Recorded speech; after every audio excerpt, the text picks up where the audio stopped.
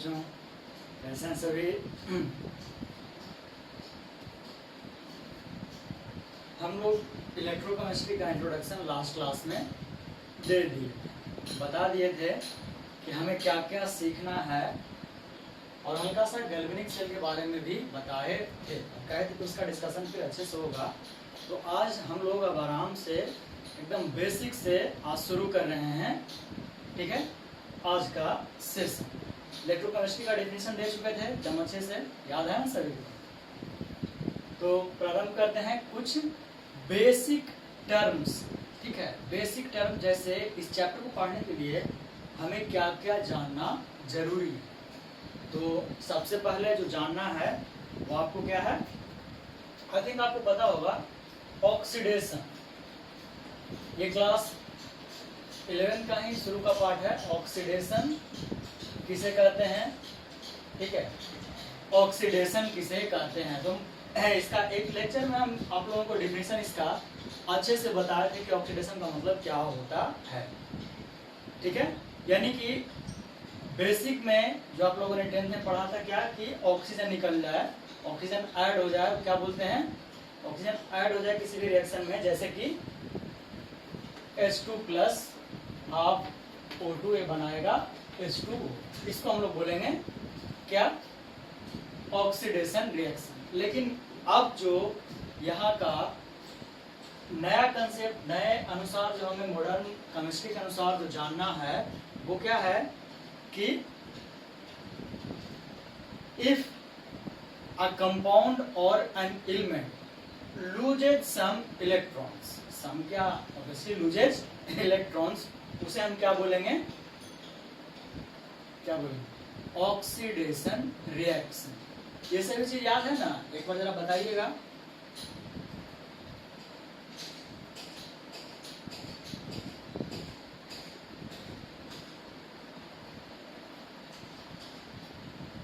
ठीक है, simple term में आप लोगों को बताए थे कि क्या होता है ऑक्सीडेशन। उसी तरह से रिडक्शन क्या होगा, इसका डेफिनेशन लिखने का आज जरूरत नहीं है, इसको आप पहले भी पढ़ चुके हैं। उसी तरह से क्या जानना है, रिडक्शन।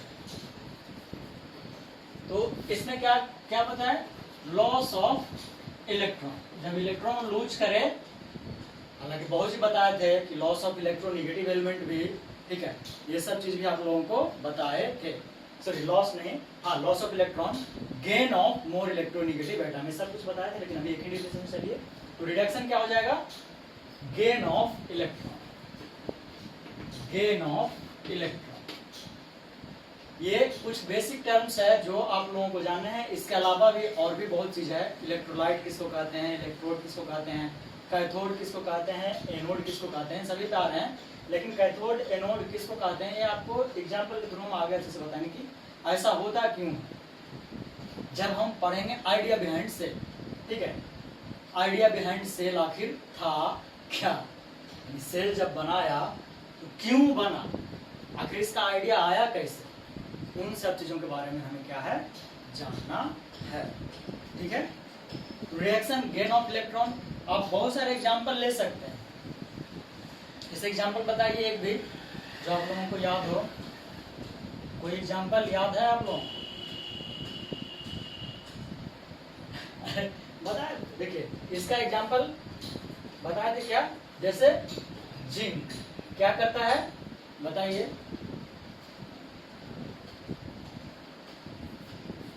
जिंक 2 प्लस में क्या होता है, ब्रेक करता है। ठीक है, और जब ऐसा हुआ तो क्या हुआ, ये 2 इलेक्ट्रॉन लूज, यानी क्या है, ऑक्सीडेशन रिएक्शन। वही जब रिडक्शन का बात करेंगे तो क्या है बताइए, कॉपर का एग्जांपल लें, कॉपर 2 प्लस रहता है, लेकिन ये 2 इलेक्ट्रॉन लेकर के किसमें चला जाता है, सी। ये है आपका रिडक्शन का एग्जांपल। ये एग्जांपल सभी याद होने चाहिए, आई थिंक याद होगा भी आप लोगों को। ये बहुत पहले पढ़ चुके थे, लेकिन फिर भी बेसिक डेफिनेशन है वो जानना जरूरी है। आइडिया बिहाइंड सेल में हमें ये जानना जरूरी है कि आखिर ऑक्सीडेशन रिडक्शन होता क्या है। सिंपल टर्म में गेन ऑफ इलेक्ट्रॉन वो ऑक्सीडेशन कहते हैं, और सॉरी उल्टा बोला गया, लॉस ऑफ इलेक्ट्रॉन को ऑक्सीडेशन कहते हैं और गेन ऑफ इलेक्ट्रॉन को क्या बोलते हैं, रिडक्शन बोलते हैं। यहाँ पे किसी को दिक्कत है?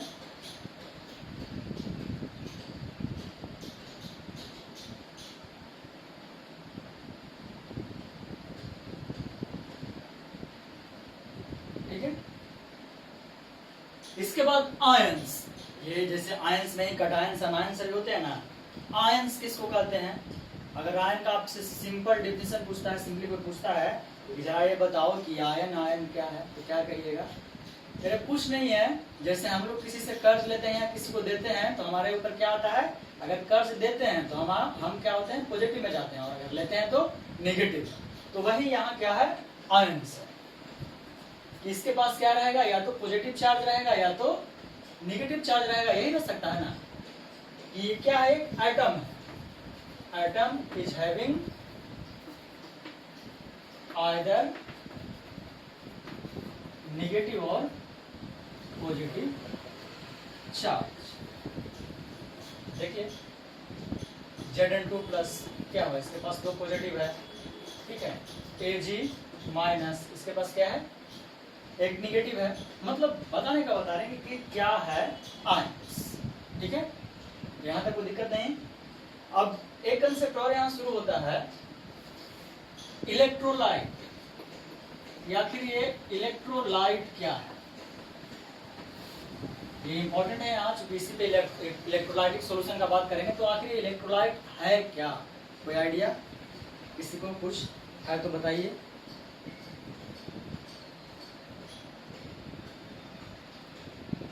कोई आइडिया नहीं है किसी को?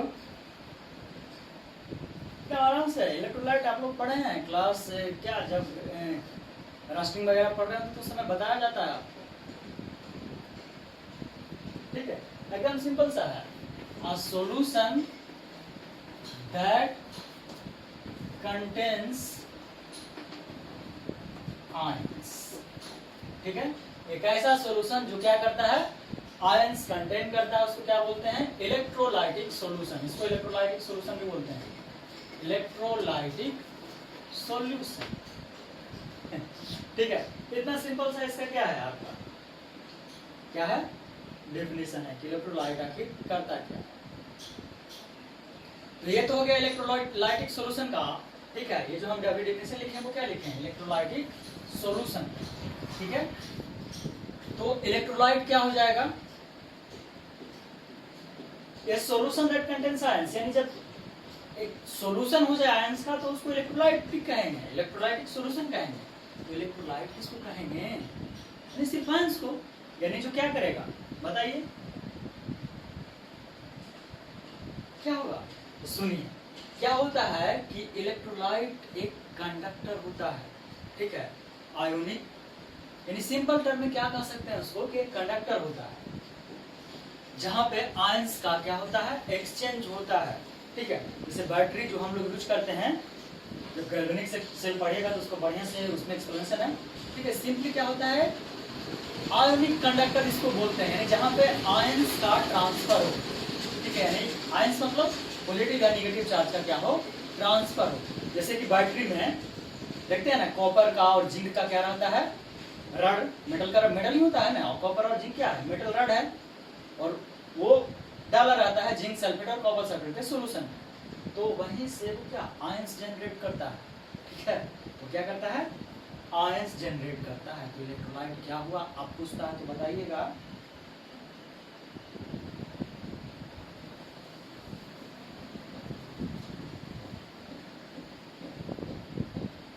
ठीक है। तो अगर पूछता है सिंपली इलेक्ट्रोलाइट क्या है, तो इलेक्ट्रोलाइट क्या है? Electrolyte is an ionic conductor. Simple term में क्या है? आयोनिक कंडक्टर है, ठीक है।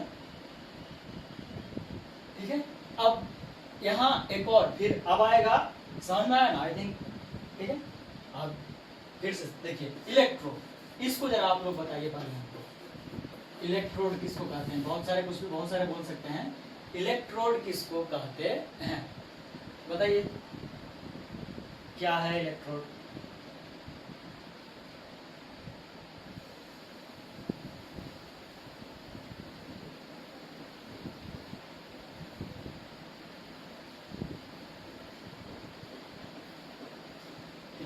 वह जिस मेटल रड का बात कर रहे थे, तो क्या है इलेक्ट्रोड? क्या होता है? एक मेटालिक सरफेस है, ठीक है। क्या है? मेटालिक सरफेस है इलेक्ट्रोड। जहां पे ऑक्सीडेशन हो सकता है या तो रिडक्शन। ये पूरा चैप्टर ऑक्सीडेशन और रिएक्शन पे ही डिपेंड, क्या है मतलब उसी पे आधारित है, ठीक है। जो जिसको ऑक्सीडेशन रिएक्शन अच्छे से पता होगा वो इसको आराम से समझ सकता है कि आखिर होता क्या है, आइडिया क्या है सेल के बिहाइंड। क्लियर है ये? तो इलेक्ट्रोलाइट बता दिए, सॉरी अभी क्या बता रहे थे? इलेक्ट्रोड क्या है? एक सरफेस है जहां पे या तो ऑक्सीडेशन होता है या तो क्या होता है, रिडक्शन होता है, ठीक है। ये सब बेसिक बता रहे हैं। जब आप बुक खोलिएगा तो आपको सीधा क्या है, इलेक्ट्रोकेमिस्ट्री का डेफिनेशन है, ठीक है, इलेक्ट्रोकेमिस्ट्री का डेफिनेशन है, और सीधे उसके बाद आपको ये वाला रिएक्शन लिखा मिल जाएगा, zinc 2 plus copper 2 plus zinc. ये उल्टा भी लिखा हो सकता है, कॉपर सॉलिड स्टेट में, कॉपर प्लस जिंक, ये उल्टा, और ठीक है कॉपर 2 प्लस और जिंक, यहाँ जिंक प्लस कॉपर 2 प्लस। तो दोनों फॉर्मूला को सीधा वहां से एनसीईआरटी में नहीं बात कर रहे हैं, हम यहीं से शुरू किया है, लेकिन हम पहले बेसिक टर्म बता रहे हैं जो आपको जानना है, उसके बगैर नहीं जान सकते हैं। तो फिर से जरा सा एक बार रिपीट कर दे रहे हैं कि अभी बेसिक टर्म में क्या, ऑक्सीडेशन, लॉस ऑफ इलेक्ट्रॉन, बस अभी इतना ही याद रखिए, सफिशिएंट है। और बहुत सारा डेफिनेशन है, एडिशन ऑफ ऑक्सीजन, ठीक है, रिमूवल ऑफ हाइड्रोजन, ठीक है, सब कुछ बोल सकते हैं, लेकिन अभी याद रखिए लॉस ऑफ इलेक्ट्रॉन को ऑक्सीडेशन और गेन ऑफ इलेक्ट्रॉन को क्या कहेंगे, रिडक्शन। आयंस किसको कहेंगे, जिसके पास या तो पॉजिटिव चार्ज होगा या तो नेगेटिव चार्ज होगा। इलेक्ट्रोलाइटिक सॉल्यूशन किसको कहेंगे, जिसमें आयंस होगा। बस एकदम छोटा छोटा डिफिनेशन याद रखिए, जिसमें आयंस होगा उसको क्या बोलेंगे, इलेक्ट्रोलाइटिक सॉल्यूशन। तो अब इलेक्ट्रोलाइट क्या होगा, तो क्या है इलेक्ट्रोलाइट, क्या है, एक आयोनिक कंडक्टर है, ठीक है, क्या है, एक आयोनिक कंडक्टर है। अब आए इलेक्ट्रोड पे, तो किसका बात किए, इलेक्ट्रोड, क्या है, ये सरफेस है जहां पे ऑक्सीडेशन या रिडक्शन होता है। अब इसको और एक्सटेंड करके क्या बोल सकते हैं, इलेक्ट्रोड क्या है, एक सरफेस है, तो क्या होता है, ऑक्सीडेशन या रिडक्शन, या बोल सकते हैं electrode is an surface where gain और लॉस ऑफ इलेक्ट्रॉन हैपेंस, बोल सकते हैं। ऑक्सीडेशन रिडक्शन वही तो है, लॉस ऑफ इलेक्ट्रॉन ऑक्सीडेशन और गेन ऑफ इलेक्ट्रॉन रिडक्शन। तो अपने अनुसार आप डेफिनेशन उसको बदल सकते हैं, और ये नहीं कि हम पूरा एकदम अलग चीज बता रहे हैं, वही चीज है जो एक्चुअलिटी है, सच्चाई यही है, ठीक है। तो इलेक्ट्रोड समझ में आया, यहाँ तक किसी को दिक्कत तो बोलिए, मिटाएंगे इसको, ठीक है, बता रहे हैं इसको, मेरा सब क्या फर्स्ट मिटा देता है, क्या फर्क पड़ता है, किस चीज से भी मिटाएं, मिटना चाहिए इसे।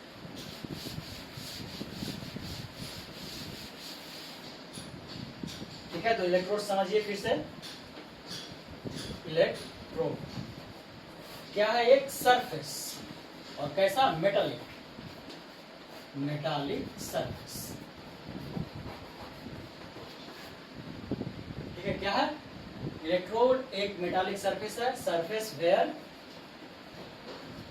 ऑक्सीडेशन और रिडक्शन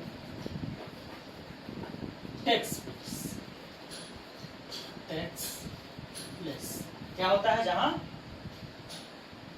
ऑक्सीडेशन होता है या तो रिडक्शन होता है। तो जो ये सरफेस होता है, यानी जो इलेक्ट्रोड होता है, वो या तो एक्टिव हो सकता है या तो इनर्ट भी हो सकता है। इसका कहने का मतलब समझ आ रहा है, जैसे जब जिंक सल्फेट के सॉल्यूशन में डालते हैं, ठीक है, तब यहाँ क्या होता है, ये सॉल्यूशन रहेगा, ठीक है, ये सॉल्यूशन रहेगा, तो यहाँ इस तरह से जिंक का मेटल रड रहेगा, यानी इलेक्ट्रोड रहेगा। तो यहाँ पे इलेक्ट्रॉन का क्या होता है, ट्रांसफर होता है, यानी ये एक्टिव इलेक्ट्रोड हो गया। अगर अभी हम जिंक को ही मान के चल रहे हैं, अगर जिंक का ही हम इलेक्ट्रोड बनाए तब, सिर्फ समझाने के लिए, ठीक है। लेकिन कुछ ऐसे भी हैं जो एक्टिव नहीं होते हैं, जैसे इलेक्ट्रोलाइसिस ऑफ वाटर, क्लास ये भी पढ़े होंगे आप, इलेक्ट्रोलिसिस ऑफ वाटर, यहाँ पे हम लोग क्या करते हैं, एक ग्रेफाइट का रड यूज करते हैं, ग्रेफाइट रड यूज करते हैं। तो क्या है, ग्रेफाइट जो रड है, ठीक है, मेटल की तरह बिहेव करता है, ठीक है। ये रड क्या है, ये रड पार्टिसिपेट करता है? बिल्कुल नहीं पार्टिसिपेट करता है, सिर्फ ये सपोर्ट करता है, पार्टिसिपेट नहीं करता है। यानी इसका ना ही रिडक्शन होता है ना ही ऑक्सीडेशन होता है। तो इलेक्ट्रोड आपका एक्टिव भी हो सकता है और इनएक्टिव भी हो सकता है। एग्जाम्पल के साथ हम आपको बताएं। अब इलेक्ट्रोड समझ में आया या नहीं, हमें ये बताइए, क्योंकि ये इलेक्ट्रोड बहुत ही इंपॉर्टेंट रोल प्ले करेगा आगे।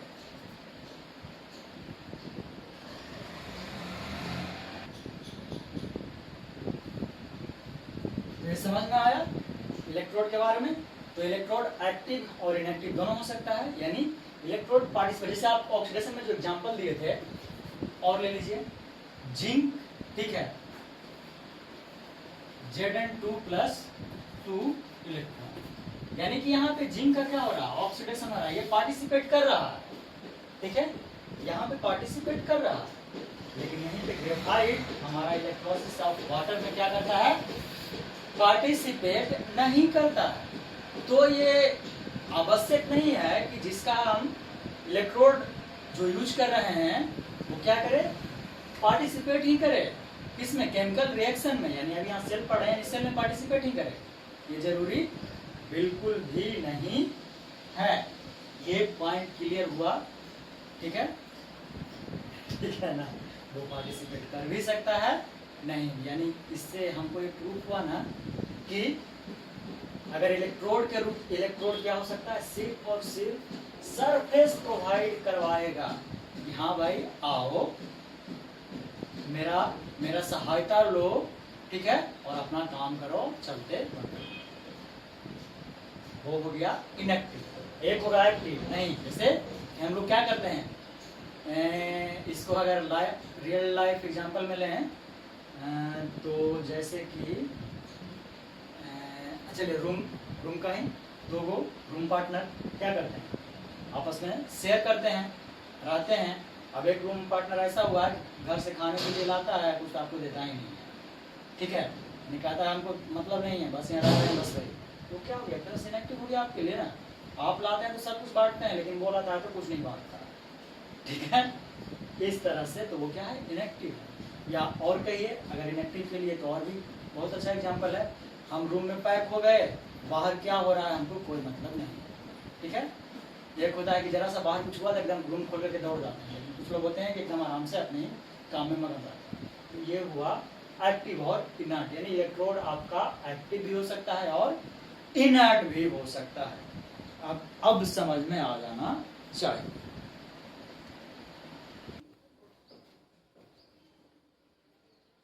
यहाँ तक क्लियर है सबको जो बताए थे, मतलब जो बताए, चलिए ठीक है। तो इलेक्ट्रोड समझ में आया, बहुत ही इंपॉर्टेंट पॉइंट था, क्लियर है। अब देखिए आइडिया बिहाइंड सेल, यानी सेल आइडिया बिहाइंड सेल, यानी सेल कैसे लोगों ने बनाया, ठीक है। वोल्टास के बारे में आपने सुना ही है कि सबसे पहले प्रयास वोल्टाइक सेल बनाने का उन्होंने ही किया था। तो इसका आइडिया कैसे जनरेट हुआ, ठीक है। जैसे कि यहाँ जिंक है, ठीक है, और इसको हम डालते हैं कॉपर सल्फेट के सॉल्यूशन। अगर आपने पढ़ा होगा तो इसका कलर क्या होता है, ब्लू होता है, ये याद है ना। कलर क्या होता है, ब्लू होता है। तो क्या रिएक्शन करेगा, ठीक है, क्या करेगा बताइए, क्या करेगा। आपको बहुत बार लिख करके हम बता चुके हैं ये क्या करेगा।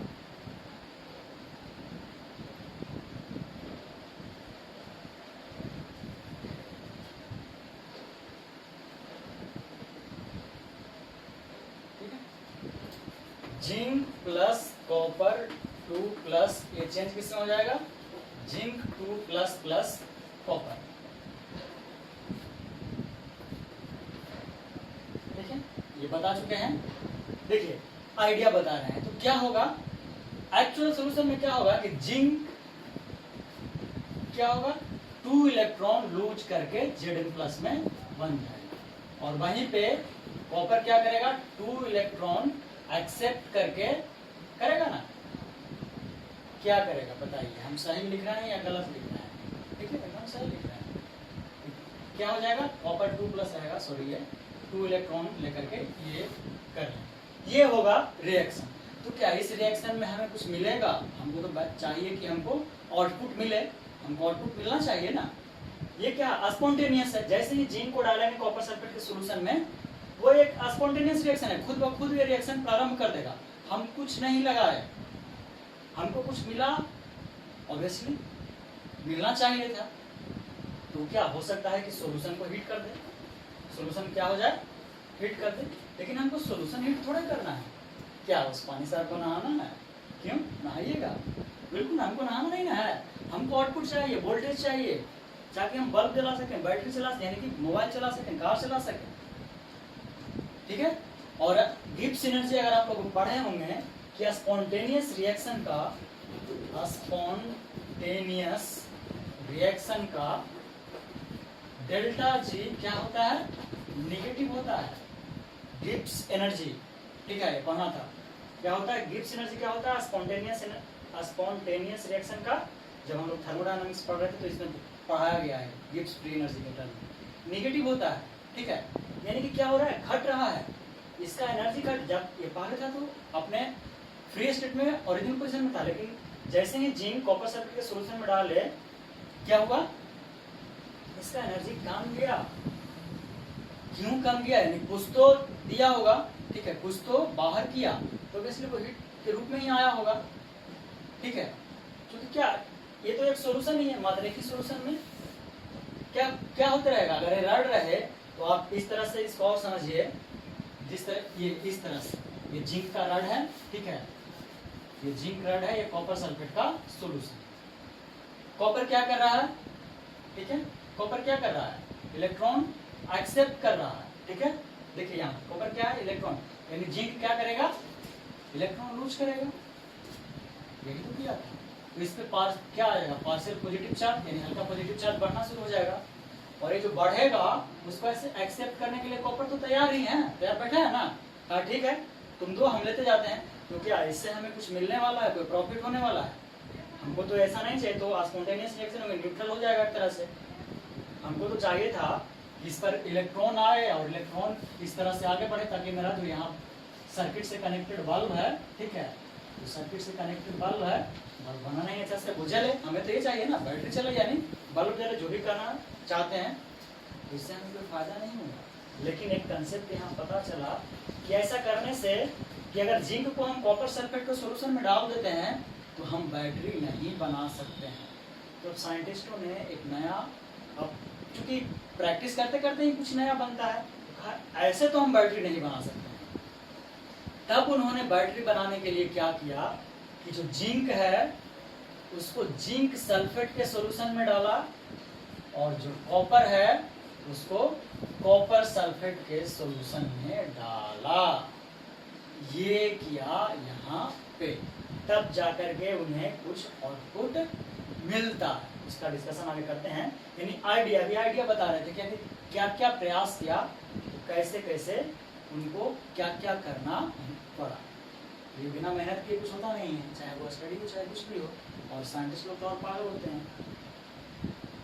ठीक है, बुरा मत मानना दो भाई। ठीक है, ये था आइडिया। जिंक को अलग अलग कॉपर सल्फेट के सॉल्यूशन में मिलाने से हमें नहीं बनने वाला है क्या, बैटरी सेल का फॉर्मेशन हमें नहीं होने वाला। ये पॉइंट क्लियर हुआ? तो बताइए, हम आगे बढ़ेंगे। ये याद रखिएगा, स्पॉन्टेनियस रिएक्शन का ये पूछा गया क्वेश्चन है, गिब्स एनर्जी क्या होता है, निगेटिव होता है। ये क्लियर है?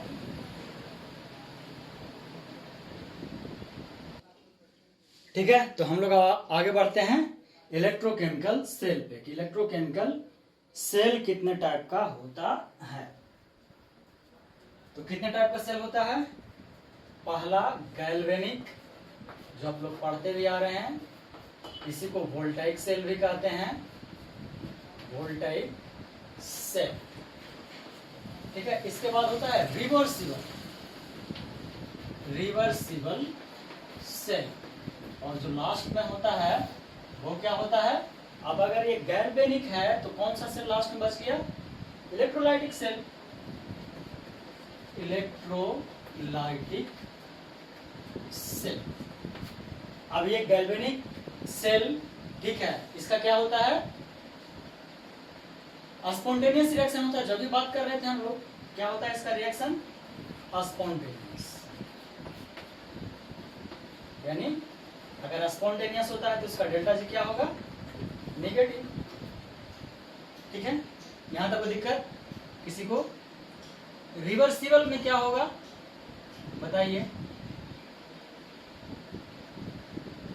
और क्या होगा? इक्विलिब्रियम कंडीशन पे होगा। ये क्या होगा?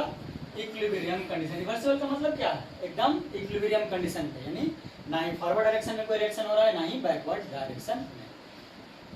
तो अब इलेक्ट्रोलाइटिक सेल क्या होगा? जस्ट उल्टा। ठीक है, हमको वोल्टेज गैल्वेनिक सेल में क्या मिल रहा है? केमिकल एनर्जी कन्वर्ट हो रहा है इसमें इलेक्ट्रिकल एनर्जी में। तो इलेक्ट्रोलाइटिक सेल में क्या होगा? इलेक्ट्रिकल एनर्जी कन्वर्ट होगा इसमें केमिकल एनर्जी में। यहाँ पे क्या हो जाएगा? Delta G positive. क्या हो जाएगा? Delta G positive. ये पॉइंट क्लियर है? तो ऑब्वियसली क्या हो जाएगा? Non spontaneous. Non spontaneous. ये 3 टाइप का सेल है, जिसमें सबसे पहले हमें गैल्वेनिक सेल के बारे में ही जानना है। ठीक है, क्लियर है? गैल्वेनिक सेल के बारे में जानना क्लियर है?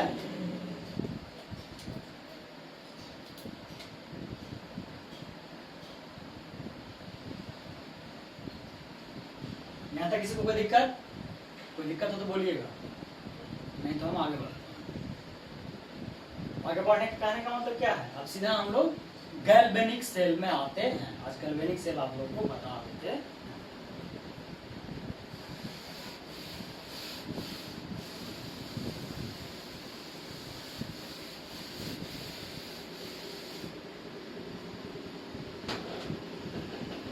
क्या है गैल्वेनिक सेल? गैल्वेनिक सेल, देखिए इसका कंस्ट्रक्शन कुछ इस तरह से। दो को बीकर होगा, ठीक है, इसमें ये जिंक रड होगा, जिंक का रड होगा, इसमें जिंक सल्फेट का सॉल्यूशन होगा। ठीक है, तो इसमें क्या होना चाहिए? कॉपर। ठीक है, किसका रड होगा? कॉपर रड होगा, और इसका सॉल्यूशन कॉपर सल्फेट का सॉल्यूशन होगा। इस तरीके से क्या होगा? इसका कंस्ट्रक्शन होगा। कंस्ट्रक्शन बता देते हैं, उसके बाद डिफिनेशन पे हम लोग आते हैं। ठीक है, या पहले डिफिनेशन ही बताते? नहीं, पहले कंस्ट्रक्शन ही देखें। ठीक है, तो ये होगा इसका कंस्ट्रक्शन।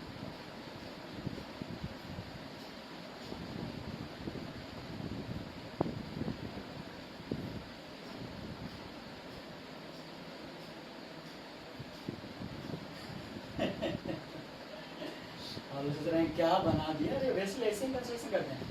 ठीक है, बीच में अभी सिर्फ हम गैल्वेनिक सेल के बारे में बता रहे हैं। अब इसमें हमको क्या चाहिए? बल्ब जलना चाहिए। बल्ब हमसे अच्छा से बनेगा नहीं, फिर भी प्रयास करते हैं। ठीक है, कहिएगा सर आप सर क्या करेंगे? तो जरूरी नहीं है सब कुछ ठीक हो तो सब इस तरह से मान लीजिए। क्या है ये? एक बल्ब, और ये एक दूसरे से क्या है? कनेक्टेड है। तो ये क्या है? जिंक का रड है, तो जिंक सल्फेट का सॉल्यूशन है।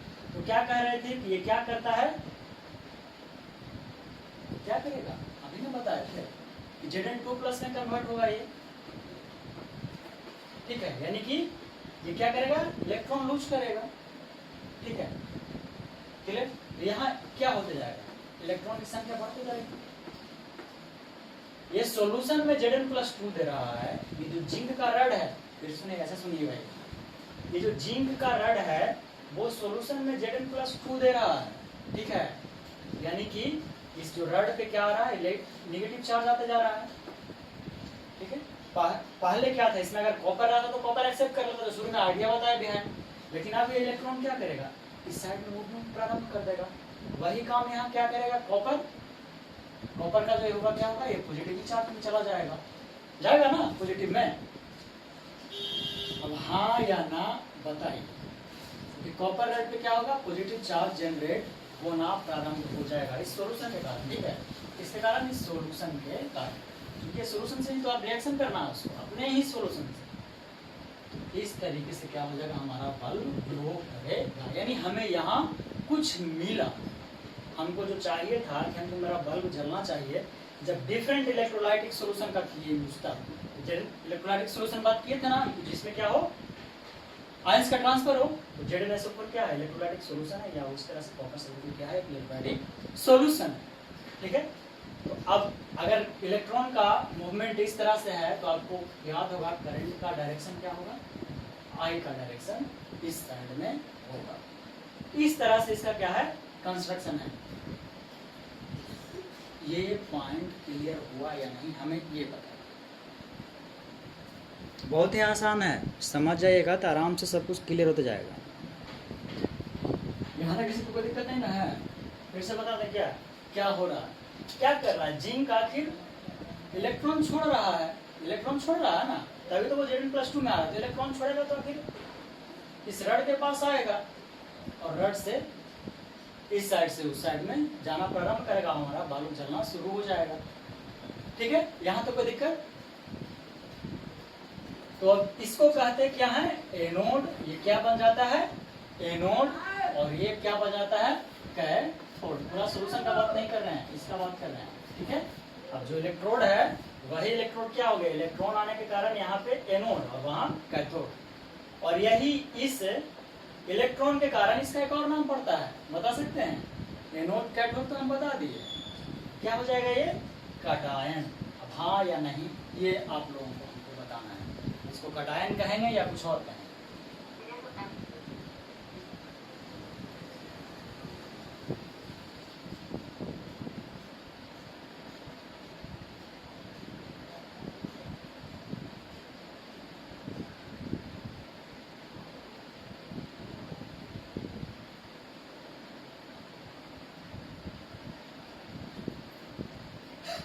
बताइए ना। ठीक है, एक यहाँ पे क्या हो रहा था, आपका ऑक्सीडेशन हो रहा है। एक शुरू से है, लिख दे रहे हैं, लिखने की कोई जरूरत नहीं था हमको, लेकिन आप लोगों को समझाने के लिए लिख दे रहे हैं। क्या हो जाएगा, यहाँ निगेटिव होने के कारण क्या हो जाएगा, कैटायन। हम लोग रटते रहते हैं।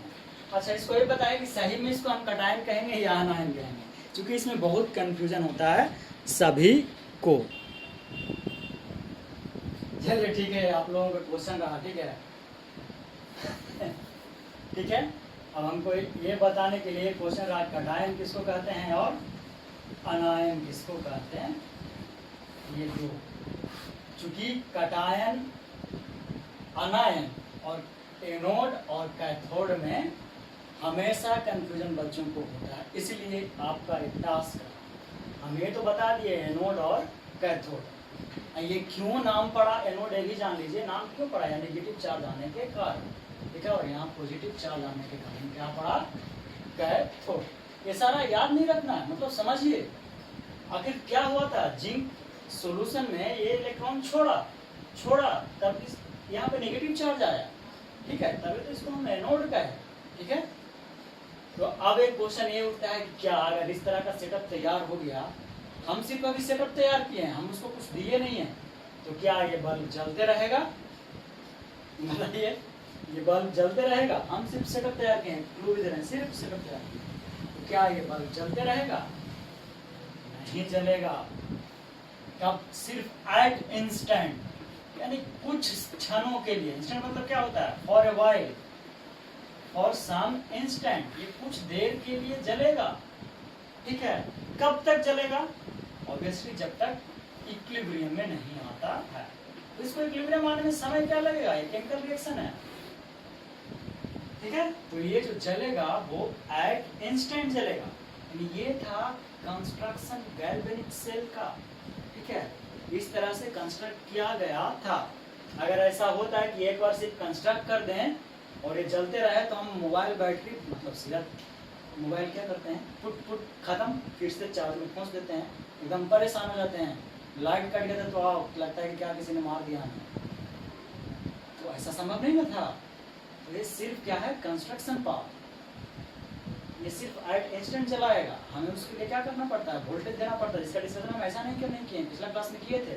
अगर आपको याद हो तो कहे थे 1.1 वोल्ट होता है इसका पोटेंशियल डिफरेंस, अगर याद हो। कब, जब ये भी बताए थे कि जब Cu2+ और Zn2+ का क्या हो, स्ट्रेंथ यूनिटी हो, क्या हो, यूनिटी हो, यानी 1 मोल पर dm3। इस तरह से हो तो क्या होता है, 1.1 वोल्ट का ये जनरेट करेगा। ये 100 वाट वाला बल्ब नहीं चलने वाला है, वही छोटा सा बल्ब जो आता है एलईडी बल्ब, वो एकदम हल्का सा थोड़ा देर के लिए चलेगा, क्योंकि मात्र 1.1 वोल्ट है।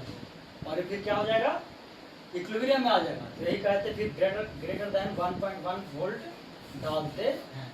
ठीक है, ये सब कुछ हम लास्ट क्लास में बताए थे, लेकिन आज हम कहे थे कि गैल्वेनिक सेल को अच्छे से बताएंगे। तो ये है गैल्वेनिक सेल का कंस्ट्रक्शन। अगर वर्किंग पूछता है, यही है वर्किंग, आपको बता चुके, ऐसा नहीं कंस्ट्रक्शन में सिर्फ वर्किंग, क्या वर्किंग में जाएगा कि जिंक सल्फेट के सॉल्यूशन में इलेक्ट्रॉन्स को रिलीज करता है, और कॉपर सल्फेट के सॉल्यूशन में क्या, पॉजिटिव चार्ज को, यानी वो एक्सेप्ट करता है। ठीक है, एक्सेप्ट करता है तभी तो इलेक्ट्रॉन को एक्सेप्ट करता है। इस कारण से उसके रड पे, कॉपर रड पे क्या हो जाता है, पॉजिटिव चार्ज डेवलप हो जाता है, और यहाँ पे रिलीज होने के कारण जिंक रड पे नेगेटिव चार्ज डेवलप हो जाता है। और इस नेगेटिव चार्ज के डेवलप होने के कारण एक वायर से कनेक्ट जब कर देते हैं सर्किट से, जिसको सिंपल सर्किट क्या बोलेंगे, सर्किट से, तब इलेक्ट्रॉन का ट्रांसफर क्या हो जाता है, प्रारंभ हो जाता है, मूवमेंट प्रारंभ हो जाता है। जिस साइड में इलेक्ट्रॉन का मूवमेंट हो, उसके अपोजिट में हमारा क्या होता है, ये पढ़ते आ रहे हैं इलेक्ट्रिसिटी में, फिजिक्स में भी ये पढ़े होंगे, कभी पढ़ाए नहीं है, उस पर भी आएंगे। ठीक है, हम एकदम बेसिक से धीरे धीरे बता रहे हैं, चाहे तो एकदम 20 सेकंड एक दिन में पूरा क्या है इलेक्ट्रोकेमिकल सेल, इसके बारे में आपको पढ़ना भी नहीं था उतना, लेकिन हम पूरा बता रहे हैं। डिफिनेशन देते हैं गैल्वेनिक सेल होता क्या है, फिर सीधा आ जाते हैं Gibbs energy.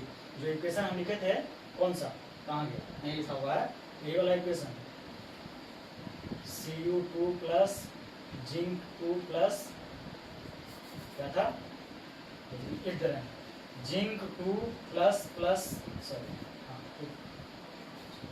Zinc plus copper 2+ जाता है कॉपर प्लस जिंक 2+ में। इस इक्वेशन का हम सीधा गिब्स एनर्जी का इक्वेशन लिख देते कि कैसे गिब्स एनर्जी हम निकालेंगे इसमें, लेकिन एकदम धीरे धीरे सीखिए, क्योंकि सीखना जरूरी है। और जब तक ये सीखेगा नहीं, आपसे क्वेश्चन नहीं बनने वाला। हम डरा नहीं रहे हैं, लेकिन सर डरा रहे हैं, हकीकत बता रहे हैं। लोग एकदम चाहते हैं कि हम पूरा फास्ट बढ़ें। एक कहावत भी है, और पहले से ही सुनते आ रहे हैं आप लोग, slow and steady win the race. जो लोग आराम से चलते हैं, धीरे धीरे चलते हैं, लेकिन स्टडी रहते हैं, यानी कि हर एक क्लास अटेंड करते हैं, लोग ध्यान देते हैं, पढ़ते हैं, वही रेस जीतता है। ये नहीं कि शुरू में ही तेज दौड़ लिए, बाद में एकदम आराम से थक जाते हैं। तो बचपन से ही सीखते आ रहे हैं। ये मुहावरा हर जगह, ये प्रोवर्ब जो है हर जगह यूज होता है, और हर जगह वैलिड है। यानी सर लेक्चर दे रहे हैं, काम ही है आप लोगों को मोटिवेट करना। तो स्लोली पढ़िए, एक दिन में एक ही चीज़ सीखिए, लेकिन अच्छे से, ऐसा सीखिए भूलिए नहीं। तो आई थिंक अब आइडिया बिहाइंड सेल आप नहीं भूलिएगा, इसको कैप्चर करेंगे हम लास्ट में 5 से 10 मिनट में, अगले क्लास में। ये है, यहाँ तक किसी को दिक्कत है तो आप हमें बताइए। और अगर लेक्चर अच्छा लग रहा है तो वैसे इसको लाइक शेयर कीजिए। इतना तो मानता है, इतना मेहनत कर रहे हैं, इतना तो डिमांड कर ही सकते हैं आप लोगों से। ठीक है, ये था गैल्वेनिक सेल का कंस्ट्रक्शन। ठीक है, अगर वर्किंग भी बता चुके हैं। ठीक है, अगर वर्किंग प्रिंसिपल पूछता है, ये भी आप लोगों के लिए 2 क्वेश्चन, कटायन किसको कहते हैं, अनायन किसको कहते हैं, इसका वर्किंग प्रिंसिपल क्या होगा। ऐसा नहीं कि आप नहीं जान रहे हैं, इसका वर्किंग प्रिंसिपल क्या है, यानी गैल्वेनिक सेल का आप जान रहे हैं, हम जानते हैं, इसको कमेंट नहीं कर पड़ेगा, हमें बता दो। ठीक है, रुकें, आगे बढ़ें। आई थिंक आज यहीं पे रुकने में ही फायदा है, ज़्यादा ओवर जाए। ठीक है, ठीक है, तो लोग अपना ख्याल रखें, बचने का समय है ना। क्यों कह रहे हैं, क्योंकि कोविड-19 के कारण सभी लोग परेशान हैं। 19 से 20 एंट्री मार गया, हम यही कह रहे हैं, बचेगा इंडिया तभी तो पढ़ेगा इंडिया। ठीक है,